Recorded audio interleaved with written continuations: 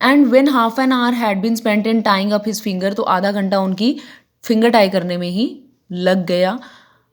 And a new glass had been brought as well as the tools, और साथ साथ नया ग्लास और नए टूल्स भी मंगवाए गए, नया ग्लास और टूल्स मंगवाए गए। The ladder and chair and the candle, ladder chair candle सब चीज़ें मंगवा ली गई। He had another go, the whole family including the girl and the 4 women stood around in a semi circle ready to help, और सब लोग जितने भी लोग थे वो अंकल पोजर के चारों तरफ सेमी सर्कल बना करके खड़े हो गए। अंकल पोजर चेयर के ऊपर खड़े हो गए पिक्चर हैंग करने के लिए। 2 people had to hold the chair, 2 लोगों ने चेयर को होल्ड करना था। A third helped him on it, तीसरे बंदे ने जो मतलब जैसे ये ऊपर थे तो उनकी हेल्प करनी थी। एंड होल्ड हिम देयर, और उनको वहाँ पे पकड़ना था। अ fourth handed him a nail, चौथा बंदा जो था उन्होंने उनको नील पकड़ाना था एंड कील उनको पकड़ानी थी। And fifth passed him up the hammer, और जो फिफ्थ पर्सन वहाँ पे खड़ा था वो उनको हथौड़ी पकड़ाएगा।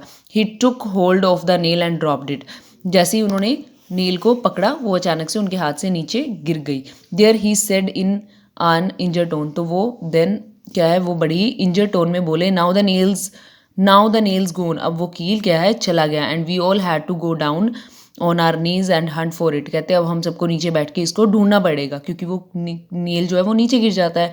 While stood up on the chair and complaint, हालांकि वो खुद चेयर पे खड़े रहे और कंप्लेन करते रहे। I want to know he said if I am to be here all evening, कहते मैं ये जानना चाहता हूँ कि अब क्या मैं सारी दोपहर शाम तक यहीं खड़ा रहूँगा। The nail was found at last क्या था वो कील उनको मिल गई। But by that time he had lost the hammer, और तब तक क्या था हैमर गुम हो गई थी। पहले नील गुम हो गया तो नील मिल गया, जब बच्चों ने सबने ढूंढ लिया उसके बाद में क्या हुआ उनकी हैमर गुम हो गई, हथौड़ा गुम हो गया। वेयर इज द हैमर, अब वो हैमर कहाँ गया।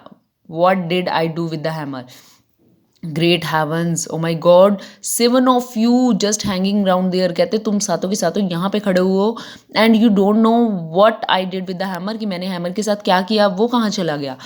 We found the hammer for him, हमने उसके लिए हैमर को फाउंड किया, ढूंढ लिया। But by then he had lost sight of the mark he had made on the wall, और जब हमें हैमर भी मिल गया कील भी मिल गया तो उन्होंने दीवार के अंदर जो मार्क किया था कील लगाने के लिए वो नहीं मिल रहा था कि उन्होंने कहाँ पे लगाया था।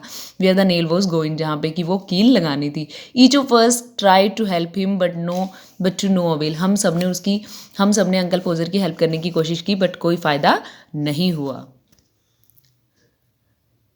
He used a bit of string trying to reach a point 3 inches beyond what was possible for him to reach, तो उन्होंने क्या है एक स्ट्रिंग की मतलब कि यूज़ किया उस 3 इंचज़ के उस पॉइंट पर पहुंचने के लिए, what was possible for him to reach. The string slipped and down he slid on the piano, तो क्या हुआ वो स्ट्रिंग क्या हुआ वहाँ से वो स्लिप हो गए, उनका पैर स्लिप हो गया और वो जाके सीधा पियानो के ऊपर गिरे। A really fine musical effect being produced by the suddenness with which he his head and body struck all the notes at the same time, और जैसे वो उस पियानो के ऊपर गिरे एक बहुत ही अच्छा म्यूज़िक प्रोड्यूस हुआ। पियानो जो था वो अपने आप से उसने एक बहुत अच्छे वाला म्यूज़िक प्रोड्यूस किया। After almost an hour uncle पोजर got the spot fixed again, तकरीबन 1 घंटे बाद में अंकल पोजर को वो स्पॉट दोबारा मिल गया। He put the point of the nail on it with his left hand, तो he put the point of the nail, उन्होंने वो नील का पॉइंट देख लिया on with his left hand से वो उसको लगाने लगे। And took the hammer in his right hand, और राइट हैंड में उन्होंने हैमर को पकड़ लिया और लेफ्ट हैंड में कील को पकड़ के लगाने लगे। And with the first blow he smashed his thumb and drop the hammer on somebody's toe, तो क्या हुआ जैसे ही उन्होंने पहली बार स्मैश किया, जैसे ही वो कील को लगाने लगे तो वो क्या था हैमर सीधा उनके थंब के ऊपर जाके लगा एंड ड्रॉप द हैमर, और सीधा हैमर नीचे गिर गया किसी के जो नीचे खड़ा था, ये जैसे ये बॉय खड़ा है इसके सीधा टो के ऊपर जाके वो हैमर लगा।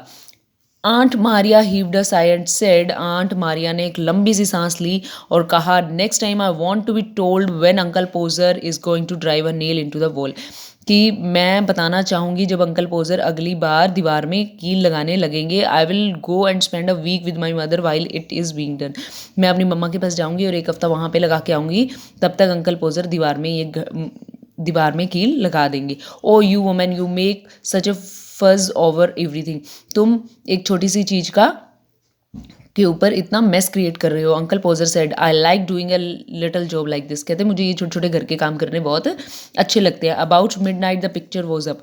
तकरीबन आधी रात को जो पिक्चर है वो लग चुकी थी। वेरी क्रूड एंड इनसिक्योर, और पिक्चर भी कुछ इस तरीके से लगी थी, वो टेढ़ी थी, क्रूड थी एंड इनसिक्योर, और ऐसे लगता था कि अभी गिर जाएगी, बहुत ही इनसिक्योर लग रही थी। And everybody was very tired, हर कोई वहाँ पे बहुत थक गया था एंड मिजेरेबल, और बहुत ही अनहैप्पी था, एक्सपेक्ट अंकल पोजर को छोड़ करके।